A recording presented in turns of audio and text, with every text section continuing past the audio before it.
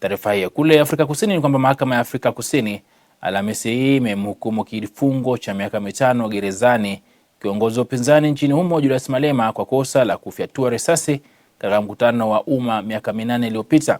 Mamia ya wafuasi wake na wa chama chake cha Economic Freedom Fighters EFF wakiwa wamevalia mavazi mekundu walikusanyika nje ya mahakama ili kusikiliza kifungo hicho.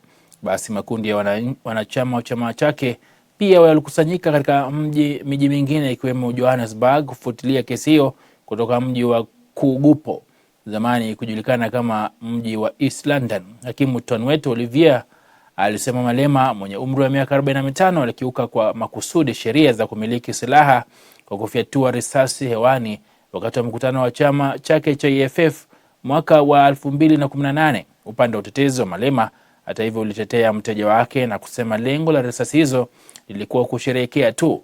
Nayo serikali ya Rais Cyril Ramaphosa ikitaka Malema apewe kifungo cha juu zaidi cha miaka 15 gerezani baada ya kupatikana na hatia mwezi wa Oktoba mwaka uliopita. Basi mawakili wake wa Malema wameahidi kukata rufaa dhidi ya hukumu na kifungo hicho cha miaka 5 gerezani pamoja na faini, wakidai kesi hiyo ina lengo la kumnyamazisha kiongozi huyo.